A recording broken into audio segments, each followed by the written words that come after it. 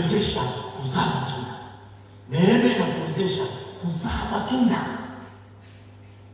As vile tunavyozaa kwenye ulimwengu wa roho na kwenye ulimwengu wa mwili tunapaswa kuzaa. Hapo ndio. Nimesema kuna neema inahusikaje kwenye uchumi wetu? Nikasema inahusika hivi, inatuwezesha kuzaa matunda.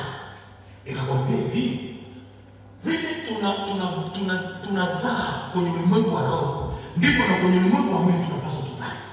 Vile tunapoongezeka kwenye ulimwengu wa roho, ndipo tunapaswa kuongezeka na kwenye ulimwengu wa mwili.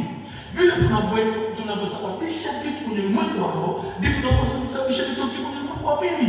Hivi vitu viwili havipaswi kupishana, kwa sababu mmoja ni mama wa mwingine. So huyu mama wa mwingine lazima acheke vitu vile kwa huyu mtoto wake. Ulimwengu wa roho ni ulimwengu mama, ulimwengu wa mwili ni ulimwengu mtoto wa ulimwengu roho. So lazima kile mama anazaa kule, lazima tuje kwa mwanae, lazima kusaidia na hiyo, lazima kitokee, lazima kitokee. As we pray healing, vile tunaomba nguvu, mweza, mjazo, maanake hatuombi hivi vitu vitulie, hatuombi hivi vitu vipoe, hatuombi hivi vitu vikae tu. Vinakuja kusababisha sasa vitu vitokee kwenye ulimwengu wa mwili. Sasa vinatokea kwenye ulimwengu wa mwili.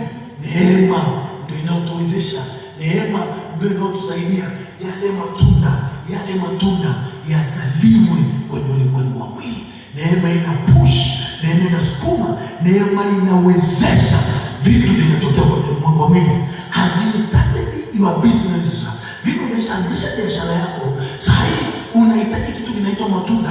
Matunda ni faida, matunda ni matokeo, matunda ni uponyaji, matunda ni uamkaji wako, matunda ni ushuhuda wako, matunda ni baraka zako. Hizo tunasema ni matunda. How we benefit, namna gani tunazaa hivi? Ukweli hatuwezi. Yule anayetusaidia